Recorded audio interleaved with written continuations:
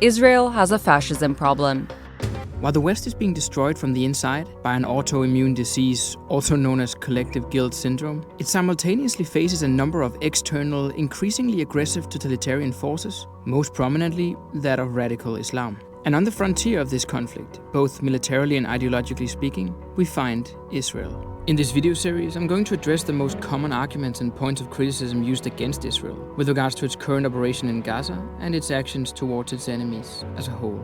I will demonstrate how most of this criticism is either deceptive or logically incoherent, and one argument at a time, I will give you the most precise and concise way to dismantle those arguments completely. Without further ado, I give you the case for Israel.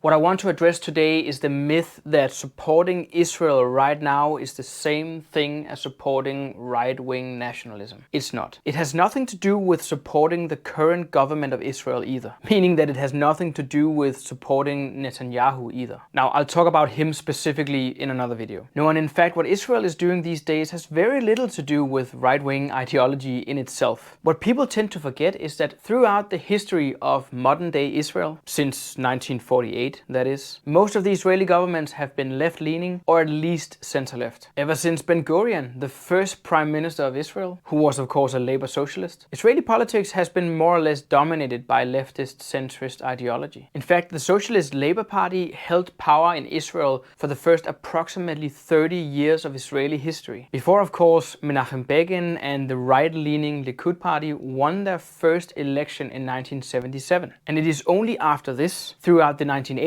throughout the 90s, that we begin to see an actual competition for power between the so-called right and the left in Israel. Now we'll get back to why the right gained popularity in Israel during this period and why it is still gaining popularity in Israel. But first I want to add, and you know this if you watched any of my other videos on ideology and totalitarianism, that I really don't care much about this right-wing, left-wing ideological spectrum. I don't care much about this dichotomy because it holds very little value in terms of explaining the power's increasing or decreasing freedom. And in my opinion, it's an example of what we would generally refer to as the second phase of power, because we're given the illusion of choice between two options, while all other options are essentially pretty much kept out of the discussion. And for some reason, we never really get around to discussing the fundamental and important stuff. Now, in reality, the left and the right tend to constitute what I refer to as ideological package deals. Each side often containing components, elements that might actually seem pretty irrational. Like, for instance, the fact that the left tends to be less strict when it comes to immigration. The reason why I wanted to make this video was not to defend so-called right-wing ideology, just as little as it was about criticizing left-wing ideology, though it is tempting. You know, the point of this video is to demonstrate that Israel's current actions actually have relatively little to do with any of these ideological package deals. Now, as I said earlier, Ben-Gurion, the first prime minister of Israel, the prime minister during the first Arab-Israeli war, during which the Nakba happened, was a socialist. Levi Eshkol, who was of course the prime minister during the Six-Day War in 1967, when Israel captured the Golan Heights, East Jerusalem, the West Bank and Gaza, was a socialist. Rabin, who was originally defense minister and later prime minister during the first Intifada, the exact same man who ordered Israeli soldiers to start breaking people's hands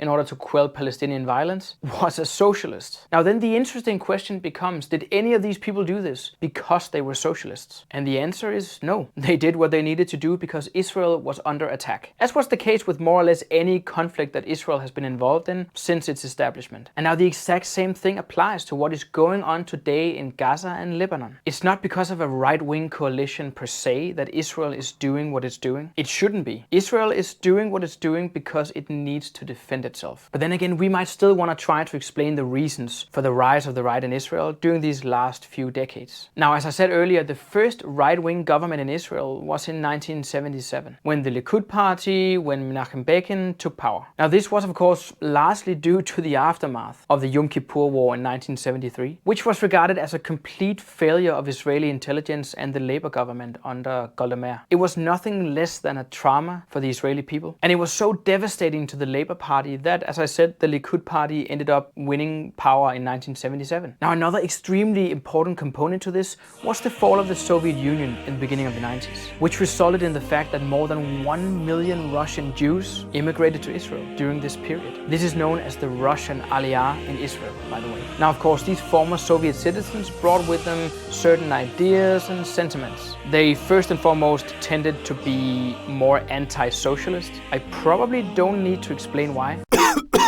They also tended to be more focused on national security, and this last component here is probably by and large the most important component to the rise of the right in Israel, namely national security concerns. As I said, the rise of the right began slowly during the 1970s because of increased security concerns among the Israeli citizens as a consequence of the Yom Kippur failure. And now this has only become more significant during these last few decades. At the same time, the failure of the Oslo Accords and the outbreak of the Second Intifada, which came as a result of the Israelis offering the Palestinians their own state, by the way, but I guess never mind that. Now, this disillusioned many Israeli citizens with the peace process, which had of course been championed by the Labour Party and the Israeli left. All of this has contributed to a gradual shift in public support towards right-wing parties that promised security and stability. So now, as I said, none of this has anything to do with speaking in favor of the ideological package deals that are the left or the right respectively. It is merely to counter the claim that if you support Israel in defending itself, it must be because you are a far-right, quasi-fascist, nationalist scumbag. Thank you guys for watching this video. If you like these topics, if you're one of the 10 people watching my videos,